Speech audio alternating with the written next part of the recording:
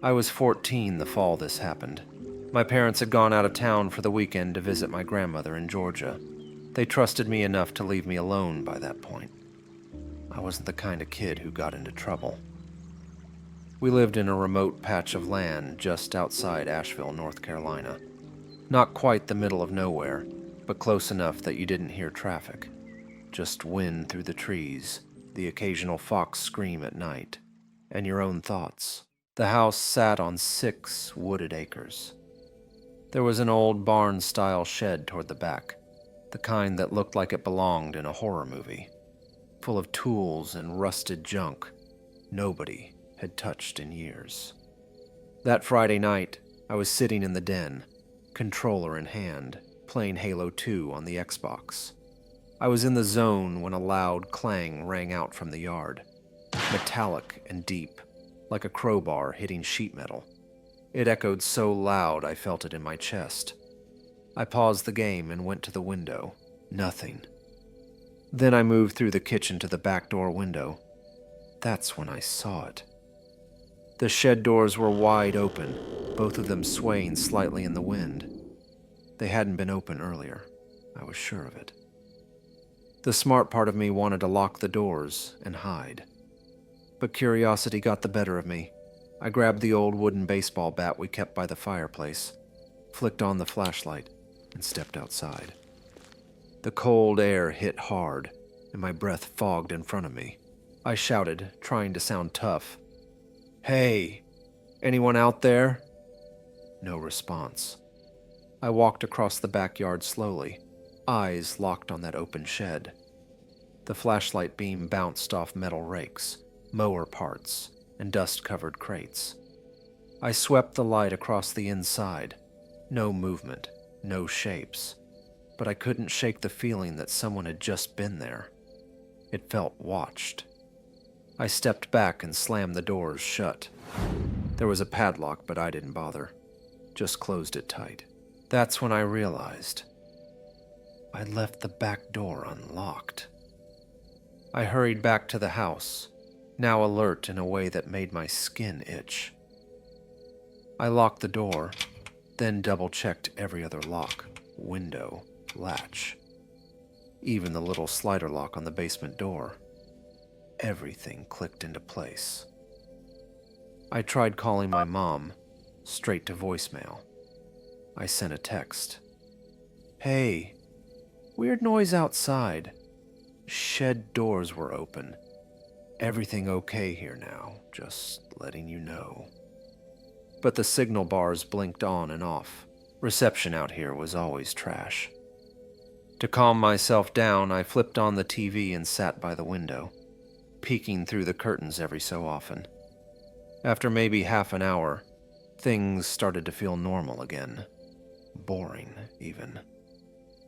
I was about to go back to my game when I heard it. A creak from upstairs. Not a light one. A long, slow press of weight against wood. Almost like someone pacing across the attic floor. My stomach turned to stone. Our attic wasn't easy to get into. The entrance was one of those ceiling hatches with a pull-down ladder, located in the upstairs hallway. Nobody used it but Dad, and even he hated going up there. It was always full of insulation and spiders.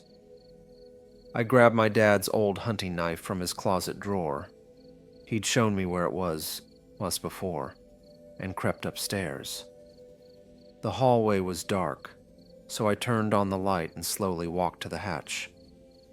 The hatch wasn't flush with the ceiling. One corner of it was slightly open. I stood under it for a long time, trying to listen. Nothing. Just the hum of the refrigerator downstairs and the distant flicker of the TV. But there was this smell in the air. Something old and musty, like sweat and fiberglass. Against all logic, I pulled down the attic ladder. It unfolded with a snap that made me flinch. I climbed up slowly, just enough to stick my head into the attic space. Nothing but darkness at first, until my flashlight caught it. A boot print in the dust. fresh, deep. Someone had stepped there recently. There were more, too, faint and scattered, like they had tried to wipe them away. Then, from inside the walls, or above them, I heard footsteps. Not on the ladder, inside the ceiling. I nearly fell getting down. My heart was pounding so loud I could barely hear anything else. I shut the ladder up, locked it, and sprinted to my parents' bedroom. I locked that door too. The TV was still going downstairs, casting weird shadows across the hallway outside. I called 911. I whispered everything to the dispatcher, told her about the shed, the footsteps, the attic. She kept her voice calm and soft, told me to stay where I was and keep quiet. Then, I heard footsteps again, slow, deliberate, coming down the hall. They stopped just outside the bedroom door. Then, silence. For a few seconds, nothing. I held the phone so tight it creaked in my hand. The dispatcher kept asking if I was okay, and then he spoke.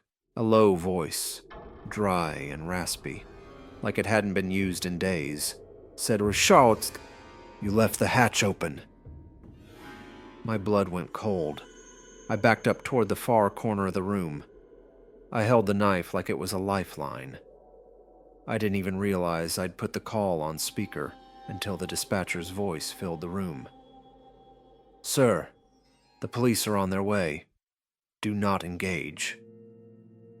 The doorknob rattled.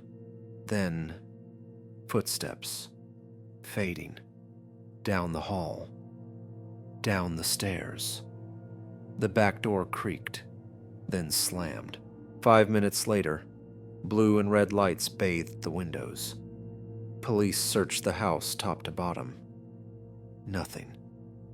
No footprints, no sign of forced entry. Even the attic was clear, just old insulation and boxes. They said I must have imagined it. A few weeks later, when my parents were organizing the attic for the holidays, they found something tucked behind a panel of loose drywall. A small hideout, food wrappers, old water bottles, and an ancient sleeping bag buried under insulation. Someone had been living in the attic for who knows how long. I never heard that voice again, but even now, years later, I sleep with a flashlight by my bed, and I check that hatch twice before I turn out the lights, just in case.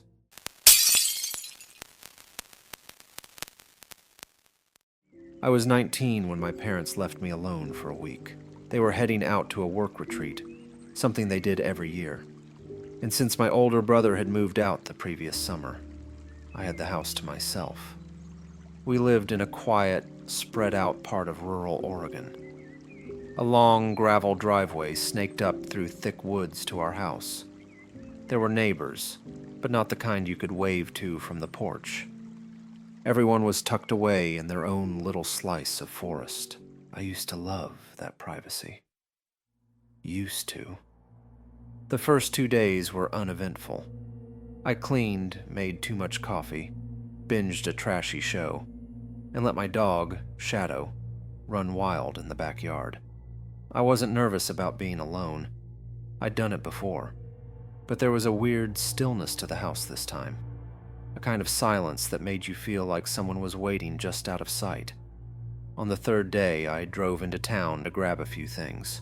The only real store nearby was a family-run general store that doubled as a gas station. Everyone in the area knew it. I parked out front, grabbed some snacks, and filled my car with gas. That's when I saw him. A dark green pickup truck rolled into the station and pulled up to the pump across from mine. The man who stepped out was in his late 30s, maybe 40s. Thin, but wiry. Wore an old faded baseball cap and had one of those beards that looked like it had been trimmed by someone half blind. He nodded at me in that polite, small-town kind of way. "Excuse me," he said, walking around the pump. "You from around here?" I hesitated. I should have said no. Should have gotten in my car and left. But it felt rude to just ignore him. "Yeah," I said. "Born and raised." He smiled, but it didn't reach his eyes. "I'm trying to get to the I-5. GPS keeps taking me in circles. Know the best way?" I gave him directions. Basic stuff. Head east until you hit the junction, then follow the signs. He nodded along and pulled out a small, leather-bound notebook, scribbling as I spoke. No one does that anymore. People just plug it into their phones. That should have been the first red flag. "Thanks," he said. Then, "What's your name?" I froze. Just for a second. "Jesse," I said. I don't know why that name came out, but I was glad it did. Something about the way he looked at me made my skin crawl. "Pretty name," he said, smiling again. "Well, nice meeting you, Jesse."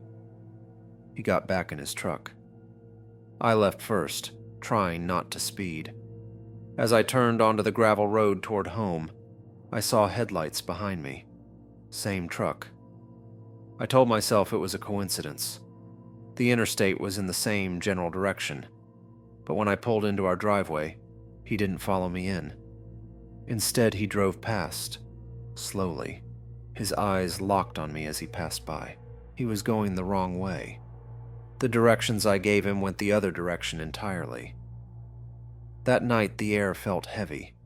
Not stormy or humid, just dense. Like something was pressing against the windows of the house, watching from the tree line. I tried to shake it off. I made dinner, put on a movie, curled up with Shadow. But Shadow wasn't himself. Usually, he was lazy and quiet, happy to snooze at my feet. That night, he kept pacing between the front door and the back sliding glass window. He growled once, low and unsure, like even he wasn't sure if what he sensed was real. I checked outside with a flashlight. Just trees. I locked every door, every window. I even set a broomstick under the sliding door handle, just like my dad taught me. It was around midnight when I finally went upstairs. I double-checked the window in my room before crawling into bed. Just the dark woods, no cars, no people, no green truck. I fell asleep eventually, but sometime after 2 a.m., and I woke up to a sound. Leaves crunching, slow, careful steps in the woods behind the house. Then a voice. "Jesse." I sat straight up in bed.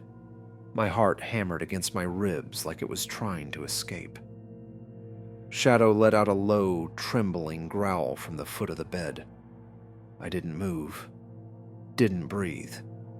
I just stared out the window, but all I could see was blackness between the trees. The voice didn't come again, but it was enough. I called the sheriff's non-emergency line. A deputy came by within the hour. Young guy. Looked barely out of high school. He did a walk around the house with a flashlight and came back shrugging. "Could have been a neighbor playing a prank," he said. "Sound travels weird through trees at night." I didn't believe that, and he didn't really sound like he believed it either. But he left me his card and said to call again if it happened. The next day was quiet. Too quiet. I stayed inside, blinds drawn, doors locked. I jumped at every squirrel and wind gust. Shadow stuck close to me, like even he didn't want to be left alone. That night, it happened again. I had just turned out the downstairs lights when I heard it. Closer this to me, from the side yard. "Jesse, why won't you talk to me?" I bolted upstairs, Shadow at my heels, and locked myself in the bathroom. I didn't even check the windows. I didn't want to see. I called 911 this time. 2 deputies showed up, their cruisers lighting up the driveway like a crime scene. They combed the property. Again, nothing. No footprints, no signs of anyone lurking. One of them asked if I had a boyfriend who might be messing with me. I said no. They didn't push it. After they left, I stayed awake the rest of the night. Every sound, every creak of the house felt like someone moving through it. The next morning, I found something. On the patio table outside, barely visible through the condensation, was a small object. I stepped outside, slowly, shadow growling behind me. It was a notebook. Worn, brown leather, just like the one the man had at the store. I didn't want to touch it.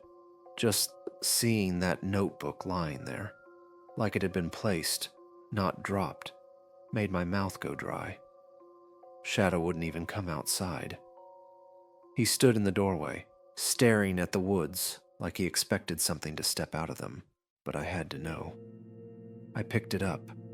The leather was soft and worn, damp from the morning dew. I flipped it open. The first few pages were blank. Then I saw it. My fake name, Jesse, scribbled over and over in different sizes, all caps, messy cursive, block letters. Then under one of them, why lie? The next few pages were worse. Little drawings of a house. My house, a map of the back property. Notes about dog sleeps downstairs and lights out by 12:30. I turned another page and saw something that made my stomach turn. Room on the left, curtains drawn, sleeps facing the wall. I nearly dropped the notebook. That was my bedroom. I didn't think. I grabbed my keys, shoved Shadow into the back seat, and booked it toward my car. The gravel crunched beneath my boots as I sprinted across the driveway. I was maybe 2 feet from the driver's side when I heard movement from the side of the house, then a voice right behind me. Jesse. I turned and he was right there. A man in a hooded coat and a ski mask, maybe 6 feet tall, standing a few feet from me with one hand out, the other reaching for the door handle of my car. I froze. Every part of me screamed to move, but I couldn't. It was like being underwater. Shadow barked from inside the car, furious and wild. The man didn't flinch. He just stared. Then he leaned in close to the glass and said, through the door, "Don't call the cops this time, Jesse." That broke me out of it. I slammed the car door shut and locked it just as he yanked on the handle. He pounded on the glass once, then again, his elbow smashing into the side window like he was trying to break it. I started the car and reversed so hard the tires kicked up dirt. He chased me, only for a few seconds. But when I looped around and peeled down the driveway, he stopped. Just stood in the rear view, shrinking into the trees. I didn't stop driving until I reached my Aunt Sarah's house 2 towns over. She was already waiting on the porch, barefoot and pale-faced, after I called her mid-panic from the road. We called the police again, for the 3rd time. They searched my house. No broken windows, no signs of forced entry. The back gate had been opened, but there were no clear tracks. Just the same feeling I'd had all week, like someone had been there and left just in time. They took the notebook. That night, I didn't sleep. Neither did Shadow. We both lay there, ears twitching at every bump, every creak, every car that passed too slow.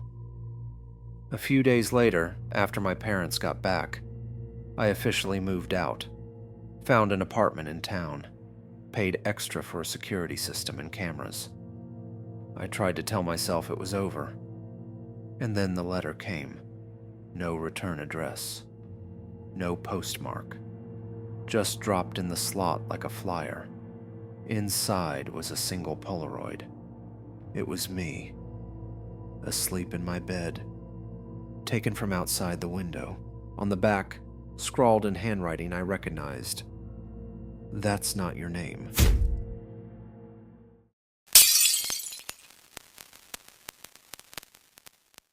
It was a Thursday night in late October when I found myself alone in our creaky old house on the edge of Hollow Ridge.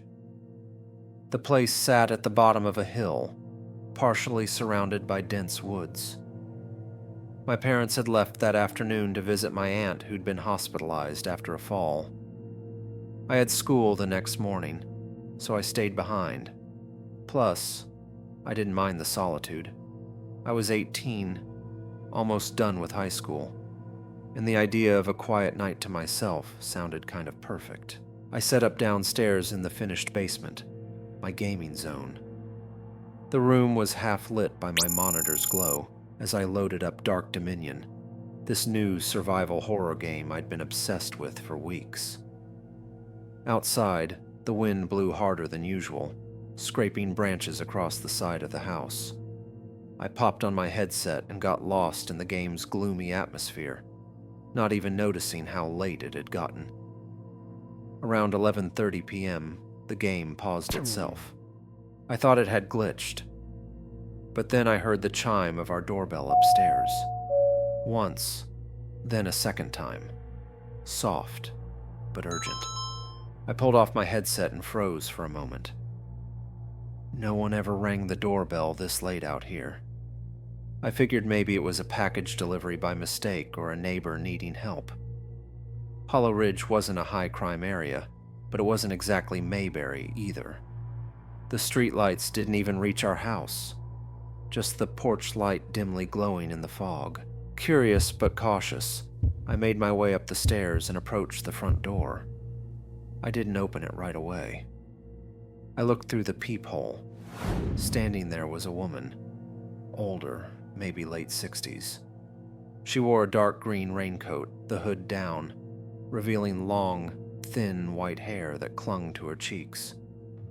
Her face was calm but off in a way I couldn't explain. Her eyes didn't move. Her lips were curled into a soft smile, like she'd been caught mid-thought and forgot to stop. I hesitated, then spoke through the door. Can I help you?" She responded in a gentle voice, almost a whisper. "I'm lost. My phone died. Can I please come in to use yours?" Her tone was delicate. Too delicate. Something about it didn't sit right. "I think the Quick Mart a few blocks down is still open. They'll have a phone," I said, not opening the door. Her smile didn't change, but she tilted her head slightly, like I'd just disappointed her. "That's very unkind," she said. "You don't turn away people when they're alone." There was a pause. My fingers were already on the deadbolt. "Sorry, I just can't. My parents don't allow me to open the door at night." I started closing the interior door to distance myself, but she didn't move, just stood there, still smiling. I glanced through the side window, and she was still staring forward, as if she hadn't heard a word I said. I walked back down to the basement, trying to shrug it off. Maybe she really was lost. Maybe I'd feel guilty in the morning. Still, my skin crawled as I sat back at my desk. Then, about 10 minutes later, the doorbell rang again. I didn't answer the door this time. I sat frozen in the basement, the glow of my monitor now more unsettling than comforting. The game menu music droned on in the background, but I barely noticed it. My dog, Jasper, a 3-year-old retriever mix, padded over to the window and started growling low in his throat. That was the moment I realized something wasn't right. The window next to my desk faced the side yard. It was a small basement window, almost at ground level. The blinds were down, but I could still hear it. A tapping, Slow, steady, metallic. Tap, tap, tap. I sat completely still, my heart thudding so loud I thought it would give me away. Jasper stood stiff, ears up, eyes locked on the window. I muted the game and turned off the monitor. Darkness swept over the room, and the tapping continued. I leaned in slowly, gently peeling back a sliver of the blind, expecting to see the woman again. But all I saw was the fog clinging to the grass and bushes. Nothing moved. No one was there. The tapping stopped. I waited a few minutes before creeping upstairs. Every step felt like it echoed in the stillness. At the top of the stairs, I stopped when I heard a new noise, a knock on the front door, much harder than before. I edged toward the door, this time bypassing the peephole and peering through the living room curtain. A different figure stood there now, a man, taller, younger, maybe in his 30s. He wore a flannel shirt and jeans, and his hair was slicked back like he hadn't showered in days. His hands were in his pockets. He looked anxious, scanning the porch like he expected something to jump out at him. I didn't open the door, but I spoke loud enough to be heard through the glass. "Can I help you?" He looked up at me. "Hey, sorry. I'm looking for my mom. She wandered off earlier. She has dementia. Someone said she might have come this way." He had to be talking about the woman, but how would he know where she went? "She came by earlier," I said. "She left. I told her to go to the gas station. She said she needed a phone." The man sighed. "Yeah, that's her. She probably got turned around. Would you mind if I come in? Just want to make sure she didn't get inside somehow." There it was. That uneasy pause again. That wrong-feeling moment where your gut says no before your brain does. "No, I'm sure she's not inside. You can check the side yard. I think I heard something out there." He nodded. "Thanks, man. Appreciate it." He walked off the porch, disappearing into the fog. I stepped into the hallway and peeked out the side window, but he never walked past it. No footsteps, no motion, no sound. I waited there for a full minute. Nothing. I backed away slowly, that weight in your chest fear creeping in. My phone buzzed on the table. I grabbed it and opened a text app to message my friend Danny, but as I typed, the screen glitched and dimmed. Battery 1%. What? I had it charged to 70% earlier. Then the screen went black. Power flickered. The lights went out for half a second, came back on. The ceiling creaked. Jasper was already at the stairs again, his body tense, head tilted upward. And then I heard it. Footsteps above us, slow, heavy, coming from the hallway near my parents' room. The footsteps above didn't match the creaks and groans I was used to in this house. They weren't the shifting noises of old wood or wind against the roof. They were deliberate, slow, as if someone was trying not to be heard, but couldn't quite pull it off. Jasper stood frozen halfway up the stairs, hackles raised, his growl replaced by a steady, fearful whimper. I didn't breathe. I didn't move. There was no way anyone had gotten inside. I locked every door, every window. I would have heard the door open, wouldn't I? Then, a whisper, so soft I could have sworn I imagined it. "Why didn't you let me in when I was alone?" It came from somewhere upstairs, not loud, not angry, just hollow, like it had floated in from the walls. I grabbed Jasper by the collar and pulled him back down with me into the laundry room. Windowless, concrete walls. The safest place I could think of in that moment. I closed the door behind us, flicked off the light, and crouched in the corner, gripping a wrench that had been sitting in the toolbox for years. My phone was dead. No way to call anyone. For a while, it was just the sound of Jasper's breathing and the wind outside. I waited. I don't know how long, but then I heard the doorbell again. Once, twice, 3 times, 4. Rapid, desperate. Then silence. No more footsteps. No more tapping. Just the suffocating quiet. At some point, I must have fallen asleep on the cold floor, because I woke up to sunlight cutting through the basement stairwell window. Jasper was asleep beside me, finally, calm.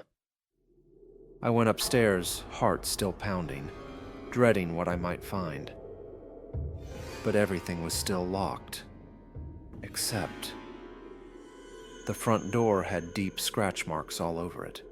Long, thin gouges in the wood, like someone had dragged a key or something sharper, over and over. My parents got home around noon. I told them everything. My mom wanted to call the cops, but there wasn't much to report. No break-in, no theft. Just a night full of weird visitors and fear. Then my dad checked the doorbell camera. The footage showed exactly what I remembered, the older woman in the raincoat. She approached the door calmly, smiled, and waited. Then she walked off into the fog. But the man, the one who claimed to be her son, he never appeared. No sign of him on the porch, no movement on the path, not even a glimpse of his shape in the frame. Just nothing.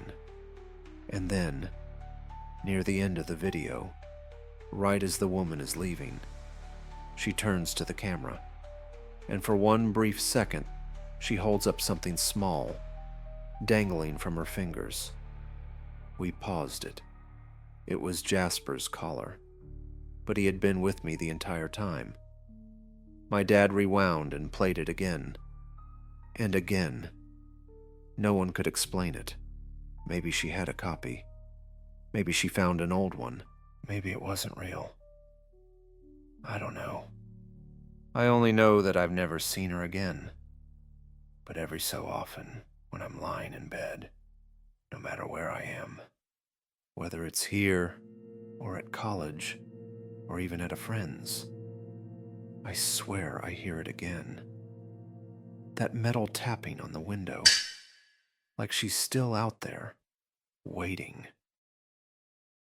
If these stories sent a chill down your spine, go ahead and tap that like button and subscribe for more eerie tales. What would you do if you were caught in one of these unsettling situations? Drop your thoughts in the comments. I'd really love to hear what's on your mind. Thanks for watching, and I'll see you in the next nightmare.